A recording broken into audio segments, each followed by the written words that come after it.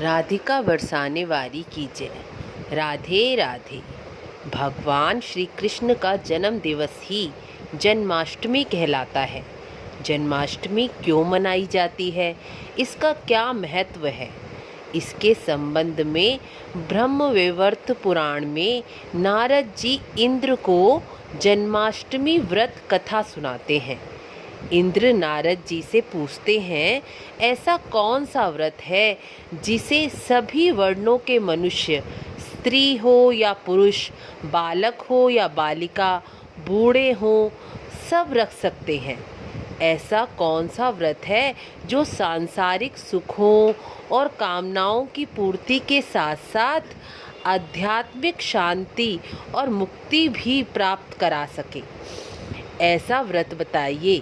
तब नारद जी इंद्र से कहते हैं, ऐसा व्रत भगवान श्री कृष्ण का जन्म दिवस यानी भादो मास कृष्ण पक्ष की अष्टमी तिथि जन्माष्टमी का व्रत है, जो मनुष्य अपना चारों प्रकार से हित चाहता है, यानी कि धर्म, अर्थ, काम, मोक्ष चारों पुरुषार्थों को पाना चाहता है, वह भादो मास की रोहिणी युक्त अष्टमी व्रत अवश्य करे। जो मनुष्य भादो मास में रोहिणी युक्त अष्टमी व्रत, जन्माष्टमी का व्रत, गंगा जल, एकादशी और गया श्राद्ध जैसे दुर्लभ पर्व के व्रत को रखता है, वह चारों पुरुषार्थों को पाता है। हजारों अश्वमेघ यज्ञ, सहस्त्रों राजसूय यज्ञ, दान, तीर्थ, व्रत करने से जो फल मिलता है, वह सब श्री कृष्ण जन्माष्टमी का व्रत करने से मिल जाता है। यह नारद जी इंद्र को कहते हैं। आगे नारद जी कहते हैं, जब पृथ्वी पर धर्म की हानि होती है, पापियों का बोलबाला बढ़ जाता है, तब पृथ्वी माता गाय का रूप धारण कर साधु संतों और भक्तों की पुकार पर भगवान विष्णु अवतार ग्रहण करते हैं। द्वापर युग में कंस के अत्याचार बढ़ गए और समस्त पृथ्वी की प्रजा त्राही त्राही कर रही थी। तब पृथ्वी गौ माता का रूप धारण कर भगवान विष्णु से धर्म की रक्षा और पुनः स्थापना के लिए पुकार करने लगी। तब भगवान विष्णु ने कहा, मैं शीघ्र ही कृष्ण के रूप में अवतार लेकर समस्त आसुरी शक्तियों का विनाश करूंगा और पृथ्वी को पापियों से मुक्त कर दूंगा। कुछ समय पश्चात धरती पर मथुरा के राजा कंस की बहन देवकी का विवाह वासुदेव के साथ हुआ। विवाह के पश्चात जब कंस स्वयं अपने बहन की विदाई करने के लिए रथ पर उसे छोड़ने जा रहा था, तब आकाशवाणी हुई कि दुष्ट कंस, जिस बहन को तू बड़े प्यार से विदा कर रहा है, उसकी 8वीं संतान तेरी मृत्यु का कारण होगी। इतना सुनकर कंस क्रोध में भर गया और देवकी को मारने दौड़ा। तब वासुदेव ने उसे रोका और वचन दिया कि तुम्हें अपनी बहन से कोई खतरा नहीं, उसकी 8वीं संतान से भय है, इसलिए देवकी की जितनी भी संतानें होंगी मैं उसे तुम्हें दे दूंगा। लेकिन कंस का हृदय नहीं पिघला, लेकिन वासुदेव की बात पर विश्वास कर उसने उन दोनों को जेल में डाल दिया। वहाँ देवकी ने जितनी संतानों को जन्म दिया, कंस ने उसे मार डाला। तब 7वां गर्भ देवकी के उदर में था, तो उसे वासुदेव की पहली पत्नी रोहिणी के गर्भ में स्थापित कर दिया गया और कंस को यह बताया गया कि 7वां गर्भ गिर गया है। 8वें गर्भ में स्वयं भगवान विष्णु ने कृष्ण रूप में रोहिणी नक्षत्र रात्रि 12 बजे अवतार लिया। तब चमत्कार हुआ और जेल के सभी सैनिक मायावश सो गए और वासुदेव श्री कृष्ण को गोकुल नंद बाबा के घर छोड़ आए और उनकी कन्या ले आए। जब कंस को पता चला कि 8वीं संतान कन्या हुई है, तो भी वह उसे पत्थर पर पटक कर मारने की कोशिश करने लगा।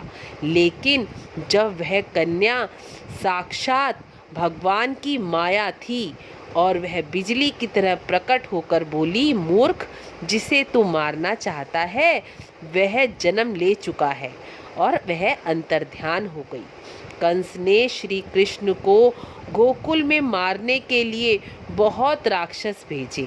पहले उसने पूतना, तृणाव्रत, बकासुर, अघासुर को भेजा, जिसे श्री कृष्ण ने मार दिया, और अंत में भगवान श्री कृष्ण ने मथुरा जाकर कंस का भी उद्धार किया और अपने माता पिता को भी कारागृह से मुक्त किया। इस प्रकार यह जन्माष्टमी की व्रत कथा जो भक्ति भाव से सुनता है, भगवान कृष्ण की लीलाओं का गान करता है, वह लौकिक सुखों को पाकर अंत में वैकुंठ का वासी होता है। जन्माष्टमी के दिन यह व्रत कथा अवश्य ही सुननी चाहिए। जन्माष्टमी के व्रत का उद्यापन भी होता है। यह व्रत 8 वर्ष तक व्रत करने के बाद 9वें वर्ष में किया जाता है। इसकी उद्यापन विधि अत्यंत सरल है। जैसे जन्माष्टमी का व्रत रखते हैं वैसे ही पूरा दिन व्रत करना चाहिए। व्रत सामर्थ्य के अनुसार रखना चाहिए। मैं पहले भी आपको बता चुकी हूँ कि जन्माष्टमी का व्रत फलाहार, निर्जल रखकर किया जाता है। आप अपनी सामर्थ्य के अनुसार यह व्रत रख सकते हैं। जो फलाहार खाते हैं वह भी यह व्रत रख सकते हैं। बस सावधानी इतनी रखनी है कि इस व्रत में अन्न नहीं खाना चाहिए। अन्न रात्रि को 12 बजे के बाद, कृष्ण जन्म उत्सव के बाद ही खाना चाहिए। रात्रि में 1.25 किलो धनिये की पंजीरी ठाकुर जी को भोग लगानी चाहिए और इसे 8 भागों में बांट देना चाहिए। पहला भाग मंदिर में और बाकी 7 भाग अलग अलग घरों में बांट देने चाहिए। उद्यापन में ठाकुर जी और राधा रानी की पोशाक को अवश्य ही चढ़ाना चाहिए। यदि आपकी सामर्थ्य इतनी नहीं है कि आप बड़े ठाकुर जी और राधा रानी को पोशाक पहना सके तो कोई बात नहीं, आप छोटे लड्डू गोपाल की पोशाक मंदिर में अवश्य ही दे दें। इस प्रकार आपका उद्यापन पूरा हो जाएगा।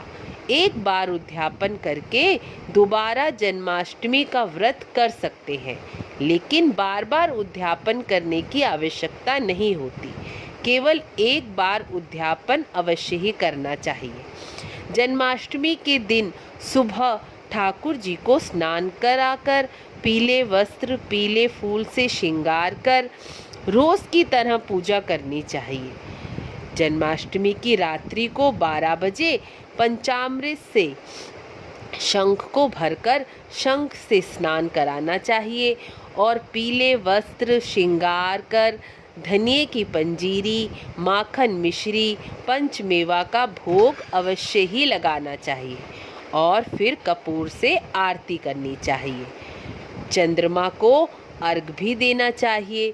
पंचामृत पंजीरी का प्रसाद से व्रत खोलना चाहिए। इस प्रकार जन्माष्टमी का उत्सव छठी तक मनाना चाहिए। छठी मनाने के बाद ही ठाकुर जी को झूले से सिंहासन पर विराजमान करना चाहिए। भगवान कृष्ण सभी के घर में राधा सहित विराजमान हो, ऐसी कामना के साथ आप सबको जन्माष्टमी की बहुत बहुत बधाई। वीडियो को लाइक, शेयर, सब्सक्राइब अवश्य करें ताकि जन्माष्टमी की कथा जन जन तक पहुँचे। राधे राधे।